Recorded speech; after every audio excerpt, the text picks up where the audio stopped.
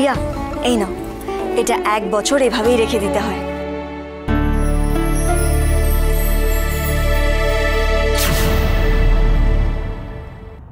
এই কথা তুই বরং আমায় দে, দুজনের মধ্যে যে কোনো একজন রাখলেই তো হলো। দে। দিদি ভাই বলছি ওদিকে জামাই ষষ্ঠীর সব আয়োজন হয়ে গেছে, চলো চলো চলো।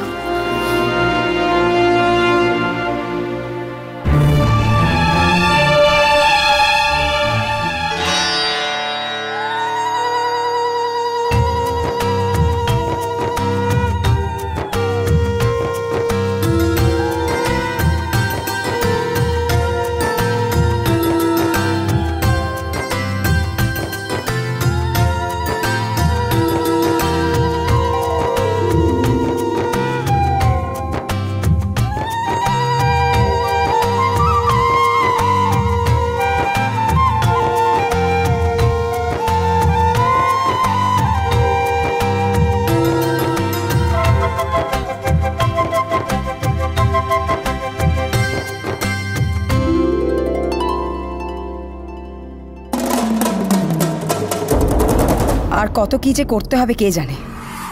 এসো বাবা।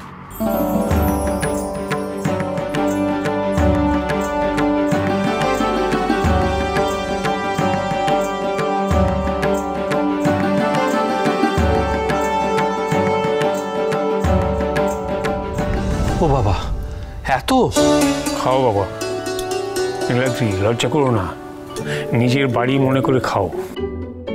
আরে লজ্জা করো না, তুমি জানো আমার প্রথম জামাই ষষ্ঠীতে আমি যা খেয়েছিলাম না 3 দিন আর খাবার নাম নিতে পারিনি।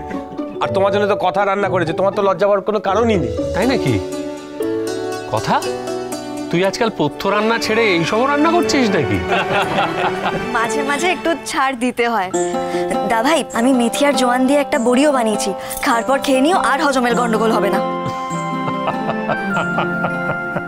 সত্যি তুই আর বদলালি না।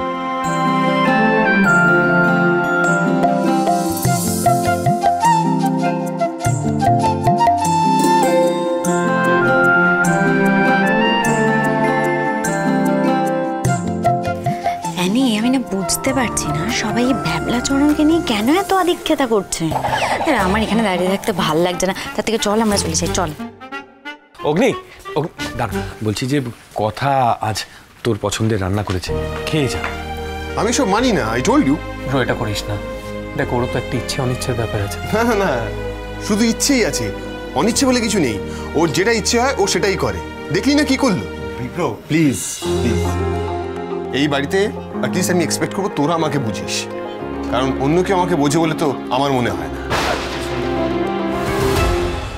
আমি আপনাকে বুঝি না, এটা আপনি বলতে পারলেন পাচক মশাই? বেশ, আপনি যান, একটু পরে আমিও কফির দোকানে যাব। আমার মামা মামির শখ আমি পূরণ করবই। আজকে পাচক মশাইকে তার পছন্দের খাবার আমি ঠিক খাওয়াবো।